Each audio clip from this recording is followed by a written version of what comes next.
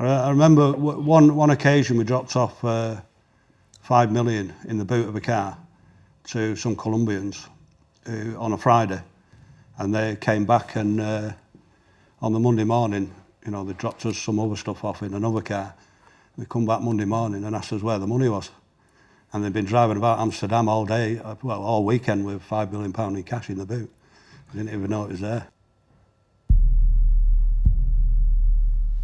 I came from a really poor area in Manchester. There was nine children, 9 brothers and sisters. I started crime really early, at the age of 8. Shoplifting because we had no choice really. You know, either shoplifted or didn't eat. That carried on and expanded into all little bits of rubbish, burglaries, robbing the school that I was at. That evolved into cars, ringing cars and things, and I started sending the cars to Spain and swapping them for money at first, and then I started swapping them for cannabis. I love music. Age of 14, started to merge into that side of things. I put on illegal parties, which were pay parties, effectively, right, where we'd get an old, house, clean it up, make a makeshift bar in there, and charge people £3 admission to get in. Then I found myself in trouble with the law when I was about 18 years old, tasted my first little bit of porridge. Came out, and in 1988 there was a new scene coming out, which was warehouse parties music, and we started to put on huge parties all across London and Essex. It wasn't long then before I saw the money that was being made through the parties with ecstasy, and it just made sense at some point I would get involved in that particular, product. So I got heavily involved in that, the manufacture and the importation of ecstasy tablets. Remember, actually, first drug deal I actually done was funny because it was a painter that used to work for my mum and dad, fixing up some of the properties they had. And he'd brought in a few pounds of marijuana on a kamikaze mission from Jamaica after a holiday. And he wanted to basically sell it. And I basically put the deal together, but rather taking some money out of it, I took, a portion of the weed and then gave it to some guys who, when we were going down to the shop where you got the little button bags, where they used to put the buttons in, the little thing bags, button bagging it all up into what I think £5 or £4 drawers and giving them to sell it. And that is when I started to get involved with a taste for drug dealing. Well, once you get to a certain level in cannabis, especially when you're living in... See, most of mine was from Holland. I was in Holland from the early 80s, lived there most of the time, really. And it's a more open thing there. Nobody's bothered about cocaine. Heroin was a bit of a naughty thing, even back then. But cocaine was a natural progression from cannabis into the clubs. And it was mostly just sniffing. There was no anything after, the crack and all that. It was just all sniffers that I knew. And I think it's just a natural progression, Once you get to a certain level of money with cannabis, it's a lot bulkier, you don't get as much profit. You need to fill a container to get decent money, whereas you get a suitcase full of cocaine, and it's a massive difference. Yeah, I think progression to Class A drugs came in a direction for me because I've done warehouse parties. And I took ecstasy tablets, but before that, where I was coming from, the thought of someone taking a tablet or sticking something up their nose, it was really scorned on, Yeah. And I suppose it was different group of people I started to mix with, the parties. I saw the ecstasy as very harmless and united people. So I didn't see any problem with it because I took it on myself. I thought, there's no problem in being involved in the manufacture and distribution of them. Cocaine was a different story. Cocaine came obviously after the lifestyle, obviously. Yeah, it came after the ecstasy, really, didn't it? Started to use it, but the ironic thing was, the cocaine in levels of smuggling, I could actually, probably in terms of profit margin, smuggling marijuana, because I was smuggling it from Jamaica, a producing country, the margins were very similar. So even if you was paying like £50 a pound for, high grade marijuana, by the time you'd, let's say, loaded that up, paid for your transport cost, it was landed there at about £100, £120 a pound, which again could wholesale for £2 a pound. So that's a huge profit margin. With the cocaine, it became a different thing because it was a question of huge amounts of money and quicker. Yeah. Because, you know, we could buy cocaine relatively cheap, you know, and I mean relatively cheap, without even going through Colombia and places like that where you could buy paste, you know, $1,000 a key and then have it, you know, £1,500, and you could get it very, very cheap and have great markups with Panama and places like that. We just landed down to Guyana. So it was like, you know, £2,000 a kilo down there. That was loaded, you know, put on a container. Yeah. And then, you know, wholesaled here at 25 grand a key. So, you know, the markups were big. Yeah, The you speed had of a selling different it. market than me, didn't you? The speed of selling it, you know, just we could sell, you know, cocaine. I mean, like, I remember getting a container dropped here once for 300 key on it, and, you know, it was sold in 24 hours. Yeah. You know, it's insane, just 100, given to people. We couldn't, the money counting was the biggest problem. Yeah. And when you used to go and get yourself tens of millions of pounds, in counting, it took bloody well, literally a month to count the money. And that's with multiple counting machines. Yeah. At your highest point, how much would you turn around in a day? Wow, how much a day? That's hard to say. Yeah, it's hard to say. Because, Some days for me was millions in cash, you know. I remember one occasion we dropped off 5 million in the boot of a car to some Colombians on a Friday, and they came back, and on the Monday morning, you know, they dropped us some other stuff off in another car. They come back Monday morning and asked us where the money was, and they'd been driving about Amsterdam all day, well, all weekend, with £5 million in cash in the boot. I didn't even know it was there. How does it feel to be around that much money and that much drugs? Scary sometimes, because like we're saying, you know, it's our responsibility as well, and especially in my case, you know, where it's the Colombians who I owe the money to, you know, and you can't mess about with people like that. They've got their own people. I used to have a daily house where I could drop it off to, but there was about 3 or 4 Colombians stood there with machine guns and hand grenades and everything, just waiting for the money coming in. And you could walk in the room and throw a bin bag full of money into the room, and there was plenty of bin bags already in there. Yeah. You know, so it just become a product. The money became the same problem as the cocaine itself. It became a product. It was no longer money. It was just big sacks full of something inside it. I didn't even start looking. You know, we had other people to count it, and it was just being delivered. My mindset wasn't really focused on how much money have I got and where is it, you know, and I didn't. No, I never because when you thought start about to do that, that, you know, you shouldn't be in the game. Yeah. Because you transfer it in from, you know, a monetarial thing, and you should transfer it just like a businessman, in my opinion. Logistically, if you are bringing stuff, and whether it's buttons, whether it's shirts, whether it's bloody cars, same thing, isn't it? same thing with your product, and it's, you know, your turnover just spills back into that. Yeah. You know, the more stock you keep, the more money you've got. Yeah. When you're ready to cash it up, you're good to go. I did it myself. We got a team of us together, decided to do it. So we had 8 people, all smuggling 25 kilo. That was in the early 80s, well, middle 80s. We had it organised, luckily, in Ecuador, because it was a military dictatorship, really, there at the time. And when I took my bag to the conveyor belt, there was a general stood behind the bag, and he never left sight of that bag. And that bag got put onto the plane at that end. It was safe. But at the time, we didn't have control in the European airport, and we just had to carry it through. So the only thing that was in my case was 24 kilo and sponge to protect it. That was it. That was the ones that we did sort of as a kamikaze, really. You know, but we got through. Everybody got through. It was ended up quite good. And then we just evolved into containers, really. You just work with containers, as you know. You know, the people normally in Colombia, the people already organise the containers, so you don't have to deal with that side of it. You need to set up a business, obviously, to receive it at this end, or wherever it is that you come in. Because I never really smuggled into it, so it's different. Mine was all into Europe, and it got dispersed from there into all different places. But obviously the best way was have it organised on both ends, you know. Make sure it's a clean through, so you've got bent people on one end and bent people on the other end, dealing with it as you know yourself. Hard end. Yeah. But smuggling, I don't know, I just loved it. And that was the worst thing, it was addiction to me. Yeah. Because it's the kind of person I am. I like to experiment things, you know. So as I said, the kamikaze with the cases, you know, we've done those. And obviously the method I used to use was, obviously we used to have, sometimes we had paid customs officers down there, don't get me wrong, at the airport, who would put them through the clear channel.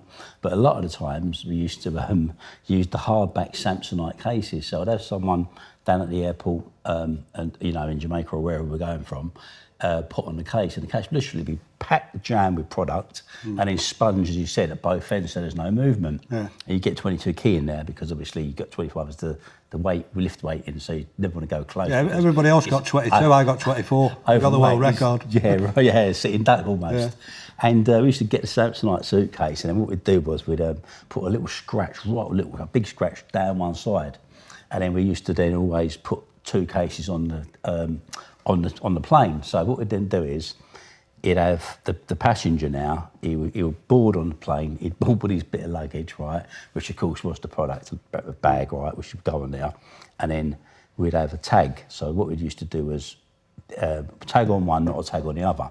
So he'd have his name on his one, he'd have the scratch on it, and then he'd have his clothes in there, but it would be the combination lock.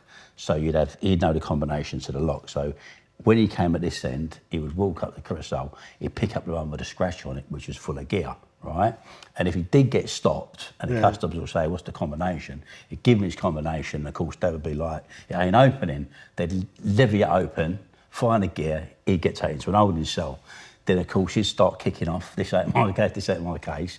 And then like about an hour later, when the airport was cleared, there'd be this other suitcase going down the carousel. Got it? So they'd come back in, call him back in, hey presto, give him the combination, they'd pop it, he's got his dirty clothes in now. Do you know what I mean? Then he starts kicking off with them. It was a very hard one for them to get out of because, of course, if he ain't checked in that luggage, it's a question of who checked it in. And they know everyone down there, you know, you've got a little team of crap people, you're moving with it. And that was a good one. I mean, done them all, we used to route them through the baggage handlers, you know, we used to do them in transit. I mean, there's more methods of smuggling you could shake a stick at. I started doing the planes from Holland and just flying with the stuff in, you know, just throwing it out of the plane, you know, learn how to fly. Found an airport that was a little bit favourable to what we was doing. He didn't really bother. Give him a nice new car and he was happy, he just turned his eye, and then he even started telling us when the customs would be there and when they wouldn't be there. Everybody knew what I was doing, but nobody was interested. It's mad. I think we all think we're doing something unique, but it's all been done before, hasn't it? And that's the thing about it. There's no such thing as a new smuggling method. No. And people think, oh, what are they talking about these methods for? The police know all about them. Yeah. The reason why they don't get them is there's so many of them happening. Yeah. They just can't, they haven't got a man source to get them all. When I went over to Colombia, I had to go into Lucho, who's the don of the Cali cartel, and he'd lost 3,000 kilo through Curtis and the people in Holland and thingy, and he had no knowledge of it. And unknown to me, I walked into the boardroom, and there was about 10 Colombians. Lucho was sat in the middle, and the first thing he asked me was, "Where's my cocaine? Where's my 3,000 kilo of cocaine that I had nothing to do with?" But I'd come over representing people who'd lost, you know, the police had got it and everything. And nobody told them. Mm-hmm. So then once I had to sort of establish that I wasn't part of that, people coming in and out. And every time that bloke walked out to check what I'd said, you know, that was, if he came in and something was wrong, that was an assassination. You know, I wasn't going out of that room. Luckily I had the right answers because it was true what had happened. And there was proof of it in the world press and everywhere that they could check. And luckily that was a bad interview for me. You know, I did convince him in the end, and then we started working again. But you put yourself in them positions, ridiculous. Yeah, and you know, you're walking into things sometimes, and I remember one particular spate at a time, one space of about 2 years, in total lost 8 people. One person I was very close to, we'd done a lot of business together. He went for a meeting with some people in their constituency down in Jamaica. Car drove in now. They were all sitting on the sidewalk. He pulled out his gun to say he's got a licensed firearm. He did have a licensed firearm. He thought they were police, plainclothes police. They pulled out AK-47s and obliterated 3 of them, murdered them on the pavement. And that day, had I been in Jamaica, I would have been on that pavement talking to them as well. Yeah. So I would have been dead, you know. And then during that same period of time, I saw so many things, you know, people getting shot in the head, you know, putting boots of cars, getting set alight. What scared me the most was I got used to it. Well, I got 22 years in my absence because I escaped the day before I was due for sentence. The judge wasn't happy on the day. But it was in 93. So it was at the time when, in 92 this happened, I would have got about 11 years. But for some reason, the new politicians come in, stepped everything up, says that they were becoming terrified of what was coming, the drugs and everything. And they more or less doubled the sentences. That's why I escaped as well. Because, you know, I wasn't expecting 22 years. And it was only, that was for me, my first smuggle, which was 6.3 kilo from Curaçao. And it was 40 kilo of cannabis. That's all it was. Well, I say all it was still quite a new thing in 1993. But he gave me 22 years in my absence. That's when I escaped and shot up to Holland. Got caught there and got another, well, I got 7 years first for the 420 kilo of coke. Stephen, how did you escape? How did I escape? From the transport. So I was in a prison called Risley Prison. You've heard of Risley, haven't you? Near Liverpool. And in the days when I did that, it was the prison guards took you to court. So I escaped just by a car, waiting outside, waiting for the coach to come, because it was just a coach, not the horse boxes that they have now. Yeah. It was the coaches, and it was the prison guards who used to take us. And in those days, I was just classed as a normal prisoner. I wasn't Cat A or anything. And obviously with the group I was involved in, they arranged everything from the outside. And a driver stole a car that morning and waited on the car park, waited for the coach to come out. He pulled out, and as he's pulled out on a roundabout just outside Risley, outside the prison, and a police van pulled up onto the roundabout where he'd stopped. And I thought, well, it's on top, you know, but it wasn't. It was just unfortunate that the police van was there. The coach then, the driver then set off again, went down the dual carriageway, waited for the coach to come up and pulled out again. And it was up to me to get off, you know what I mean? He was just getting out of the car. I was attached to a young bloke from Manchester who knew nothing about it. I think it was crossed over like that. And he pulled out, the coach screeched to a halt. I jumped up and said, nobody move, and nobody moved for a bit. Walked to the front of the coach, pulled the emergency exit, got off, and I was just dragging him along, really. He was luckily he wasn't a big lad. Yeah. But I dragged him off the coach, got into the back of the waiting car. We took him to Liverpool to swap cars, 2-3 cars before we moved into Liverpool, and got the cubs cut off us, and that was it. I sat in a flat for about 3 months before I moved, and then got a private plane to Holland and started again. But yeah, I had 30 years in prison. That was my sentence. I did 16 and a half. Did nearly 8 years at triple Cat A, which was, as you know, is horrible, extreme. It was the first part was in Holland because I was captured in Holland. When you say extreme, what do you mean? Extreme was you're in your cell all the time on your own. When you come out of the cell, there's 2 guards there. In where I'm talking about, which was a place called Nieuw-Vossenveld in Vught, in Holland.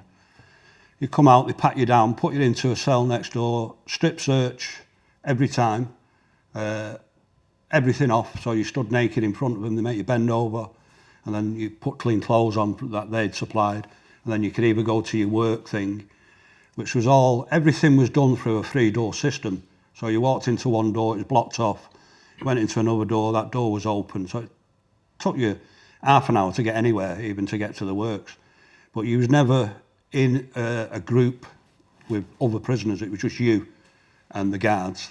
I mean, for 2 years I spent in Nieuw-Vossenveld because the other person that I was in there with was in for mass murdering, but some of them were children. So I spent more or less 2 years in solitary in there. And I ended up playing badminton with the guards because there was nobody else apart from him, and they couldn't let us out. All your visits are behind triple bulletproof glass. everybody who comes in has to go through strip searches. When people want to come and visit you, they have to apply 6 months in advance, and MI5 go and visit them at the house and stuff like that, you know. So that was a triple cat A, and I spent 8 years under those conditions, even when they brought us back to Holland. In total, of my life, and I count them by Christmases and New Year's. Yeah. So I've served 10 Christmases and 10 New Years in prison, one way or the other. That's from youth custody, on remand or sentenced. I saw some mad things, and I'll never forget. It was like there was cat A, anything can happen. You know, it's a case. Everyone's dangerous. Everyone's a lifer, and you always expect the unexpected because anything can happen. Yeah. I'll never forget one day was on the ones. I was still on remand. House Block 1 Lifers wing in Belmarsh, and I see this kid. He just got a 34 rec, I think it was, and we were sitting in an association. I was sitting with another guy in my cell. He'd done 22 odd years. We were talking. The door was open, as all the doors were on land and open. Guys walked down the stairs. Guy's eating his plate on his bed. Guys come down with a tuna lid, and back then, you know, if you had a tin of tuna, if you had to open it, you used to get a nail clipper. So you pull the nail clipper top bit off, and you'd ledge it round the tuna tin, yeah. but you'd come off with a jagged edge top. He's come down with a jagged edge top. The guy's eating his food, and he's walked in it with him. He's a big lad, and he's gone boom with it. He's brought it down with all his force. I see it going at the top of his head, coming down through his forehead. It's gone straight through his eyeball, popped that in two, come out and come down the bottom of his chin. And when it's open, you can see the bone in his skull, right? And right in front of me. And I couldn't believe what I was seeing, right? He's dropped the tuna lid, walked back up the stairs, blood's bucking it absolutely everywhere. The guards had locked it down, shut it down. And I thought, that was like an experience. And I've seen a dozen situations like that. He's getting his hair cut. He's gone in a shower to go and get himself a shower afterwards. Guy, 2 of them's come in with tuna lids and carved him to pieces in the shower. You know, hot boiling oil getting thrown over people. Yeah, for people who don't know what we're talking about, the oil was created by, Ghee. They wouldn't let you have actual cooking oil, yeah. so they let you have butter, which you ghee. used to melt down ghee, Yeah, ghee. into ghee, and then they used to put sugar and jam in it, Yeah, so it'd stick, and lift it up and stick. Some boil terrible it, and then things. just pour it over people. And Prisoners think of some terrible things. I mean, Yeah. some of the tools you used to make in there, I've seen them get the toilet brush, shape that to like a sharpest point, and where you got the toilet brush thing, it's like a sword. Do you know what I mean? the turning point for me was, 16 and a half years of sat in sometimes solitary confinement for years on end, just contemplating what I'd done, the effect of it, trying to rationalise it in my own mind of what I was doing and what I'd done and what I was going to do when I got out. That was a thing, but I quickly realised that by the time I'd done my 30 years, I was going to come out as an old man, really. I think that was one of the factors. Apart from the fact I knew that I'd done wrong, and a lot of people had suffered through what I was doing. Them type of things are the ones that hit you more than anything and make you realise that you've missed your family, you've missed your upbringing, you miss your kids coming up. You know, I didn't see any of my sons come up, everything, and then you realise that, you know, how am I going to get out of this? If I carry on doing what I'm doing, I'm going back into prison at 50, 60-year-old. It's a death sentence, really, isn't it? It's so true. You know, with me, the changing point, as I said, I developed a conscience. And I'd done all these things in my life out of what I thought was such a great and exciting life. But what it amounted to is I'd effectively brought shame down on my family, who were good, hard-working people who wanted to do better and had better aspirations for me, you know. Thought I was having this great time, but I was driving around in beautiful cars, beautiful houses, flying all over the world first class, living this life for all these years at the price of others. These people going home and not having food to put on the kids' tables, and, you know, broken down relationships, and probably even beating the kids, and guys out there selling drugs on the street, getting to groom kids to bring them to gang, sell drugs for them. And I was the heart of this devilish, destructive circle that I couldn't even say I was part of that, Steve. And then it just dawned on me. I got it in prison in my mind. It was like, I've got to change, but I've got to change in such a way that I'm going to be an impact on the system. And like I used to smuggle drugs and done ingenious stuff and I've done all this other stuff, just put all my time and energy into that, creating a charity and just putting it all back in. Yeah, there's I don't know any big drug dealers who've not ended up either doing big sentences or are dead. You know. That's the fact. There was one bank who didn't give a toss for their customers. They were told if an armed robber comes in, don't matter if there's customers there, drop down behind the counter. They can't shoot through a bulletproof screen. What about the customers? Customers got to take their chances.